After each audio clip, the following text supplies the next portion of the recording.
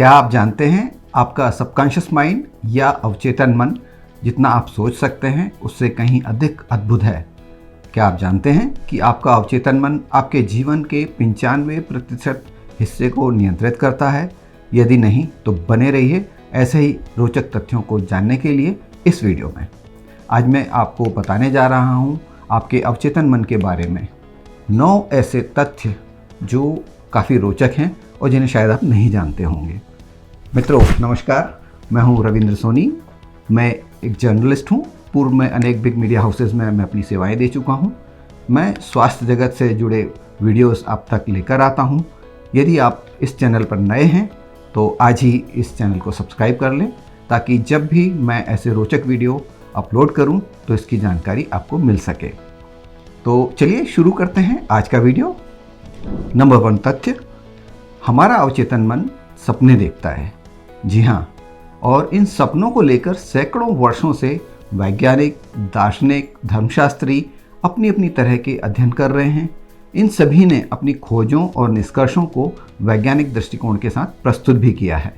Austrian neurologist Sigmund Freud के मुताबिक सपने हमारे अवचेतन मन की एक खिड़की की तरह होते हैं और हमारी गहरी इच्छाओं, चिंताओं, बचपन की यादों या जुनून को अभिव्यक्त करते हैं। आज न्यूरोसाइंस यानी तंत्रिका विज्ञान आमतौर पर इस बात से सहमत है कि सपने पूरी तरह से शारीरिक होते हैं और हाल ही के दिनों में हमने जो कुछ अनुभव किया होता है, जो हमारी यादें होती हैं, जो उनसे उत्पन्न छवियां होती हैं या इमेजेस होती हैं, उनको समझने का प्रयास करते हैं। ये छवियां नींद के दौरान दिमाग में घूमती रहती हैं। आइए चलते हैं पॉइंट नंबर 2 की तरफ। अवचेतन मन आपके जीवन के 95% हिस्से को नियंत्रित करता है।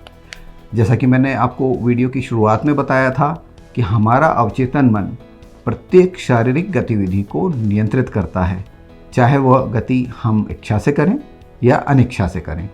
वैज्ञानिकों का अनुमान है कि हमारे मस्तिष्क की 95% गतिविधि अवचेतन है, जिसका अर्थ है कि हमारे द्वारा लिए गए अधिकांश निर्णय, किए गए कार्य, हमारी भावनाएं और व्यवहार, ये सभी बातें अवचेतन मन द्वारा नियंत्रित होती हैं। चलिए अब चलते हैं पॉइंट नंबर 3 की तरफ। अवचेतन मन हमेशा जागृत रहता है। जी हाँ, ये हमेशा जागता रहता है। आपका अवचेतन मन ना तो कभी सोता है, ना आराम करता है और ना छुट्टी लेता है। यह तो बस 7 दिन व 24 घंटे शरीर की सभी महत्वपूर्ण प्रक्रियाओं और कार्यों को नियंत्रित करने में लगा रहता है। उदाहरण के लिए आपका अवचेतन मन दिल की धड़कन, रक्त संचार और पाचन आदि क्रियाओं को नियंत्रित करता है। नींद में हमारा कॉन्शियस माइंड यानी चेतन मन निष्क्रिय हो जाता है, जबकि अवचेतन मन पूरी तरह से जागृत रहता है। वैज्ञानिक खोजों से पता चलता है कि हम सोते समय भी सब कुछ सुनते और गुनते रहते हैं। चलिए अब इसके साथ चलते हैं पॉइंट नंबर 4 की तरफ। अवचेतन मन आदत पर आधारित होता है। जी, आप अगर गौर करें तो हमारी बहुत सी दैनिक दिनचर्याएं, जैसे कि जागना, नौकरी या काम पर कहीं जाना, आना, खाना, पीना और सोना, यह सब हमारी प्रकृति में शामिल हो जाता है। इसकी आदत बन जाती है। ऐसा इसलिए संभव हो पाता है क्योंकि ये जानकारियाँ हमारे अवचेतन मन में स्टोर रहती हैं और ज़रूरत के मुताबिक अपने आप प्रोसेस होती रहती हैं। फ्राइड का मानना था कि अचेतन मन हमारी दैनिक गतिविधियों के अधिकांश कार्य हमें बिना एहसास के भी कर देता है। चलिए अब इसके बाद चलते हैं पॉइंट नंबर 5 की तरफ। अवचेतन मन चेतन मन से प्राप्त होने वाले आदेशों का पालन करता है। जी, अवचेतन मन को हर चीज़ को शाब्दिक रूप से लेने की आदत होती है। यह नकारात्मक और सकारात्मक के बीच अंतर नहीं करता है।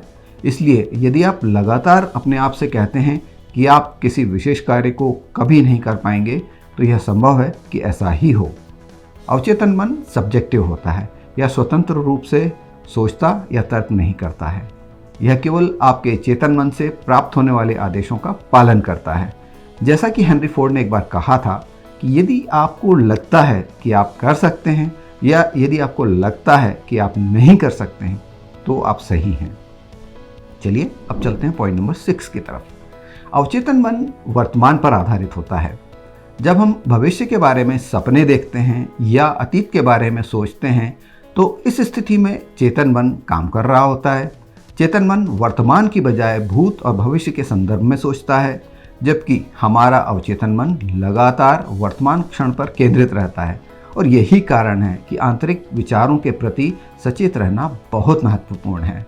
इसलिए अपने आप से यह कहने की बजाय कि मैं सफल होऊंगा की बजाय यह कहना सही होगा कि मैं सफल हूँ। जी बिल्कुल, विश्वास कीजिए इस बात पर।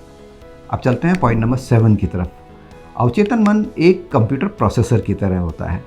कंप्यूटर मूल रूप से मस्तिष्क के मॉडल के आसपास डिजाइन किए गए थे और एक समय में इन्हें इलेक्ट्रॉनिक दिमाग कहा जाता था। मानव शरीर आधुनिक समय के कंप्यूटरों के समान ही कार्य करता है, या यूं कहें कि कंप्यूटर अब तक की सबसे जटिल प्रोसेसिंग यूनिट है, यानी मानव मस्तिष्क के समान ही ये कार्य करता है। अवचेतन मन चेतन मन की तुलना में कहीं अधिक शक्तिशाली है और बड़ी मात्राओं में सूचनाओं को प्रोसेस कर सकता है। अवचेतन मन आपकी 5 इंद्रियों से आने वाली सूचनाओं को न सिर्फ तत्काल प्रोसेस करता है, बल्कि उन्हें तुरंत मस्तिष्क तक भेज भी देता है। अब इसके बाद हम चलते हैं पॉइंट नंबर 8 की तरफ। अवचेतन मन भावनाओं, चित्रों व लाक्षणिक आधारों पर कम्युनिकेट करता है। ये मतलब इसका कम्युनिकेशन का क्या प्रोसेस है, हम इस बारे में आज चर्चा कर रहे हैं। हमारा अवचेतन मन तर्क या कारण के बजाय भावनाओं पर ध्यान केंद्रित करते हुए छवियों, भावनाओं और रूपकों में संचार करता है। हमारा अंतर्ज्ञान मस्तिष्क में जटिल प्रणाली है जो अवचेतन और चेतन मन के बीच एक पुल की तरह कार्य करता है। यह मस्तिष्क की प्रक्रिया है जिसके लिए किसी विश्लेषणात्मक तर्क की आवश्यकता नहीं होती है। आइए अब पॉइंट नंबर 9 की तरफ चलते हैं, जो कि हमारे इस वीडियो का अंतिम पॉइंट है, लेकिन बहुत रोचक और इंटरेस्टिंग पॉइंट है। अब हम बात करेंगे अवचेतन मन के बारे में, जो कि एक साथ बहुत सारे काम कर सकता है। यदि आप सोचते हैं कि आप एक समय में 2 या उससे अधिक कार्य कर सकते हैं तो आप गलत हैं, लेकिन आपका अवचेतन मन ऐसा कर सकता है। सच्चाई यह है कि एक साथ 2 चीज़ों पर सचेत रूप से ध्यान केंद्रित करना असंभव है। जब हम एक ही बार में 2 चीज़ों पर ध्यान देने की कोशिश करते हैं तो मस्तिष्क अपना न्यूरोनल ध्यान एक चीज़ पर केंद्रित कर देता है, फिर दूसरी, फिर पहली चीज़ पर। तो मित्रों, ये थी हमारे अवचेतन मस्तिष्क से जुड़ी हुई कुछ जानकारी। मुझे विश्वास है कि आपको ये जानकारियाँ पसंद आई होंगी और ये वीडियो आपको पसंद आया होगा। यदि हाँ, तो ऐसे ही और वीडियो देखने के लिए इस चैनल को सब्सक्राइब कीजिए। जल्द ही आपसे मिलता हूँ एक और नए रोचक वीडियो के साथ। तब तक के लिए नमस्कार।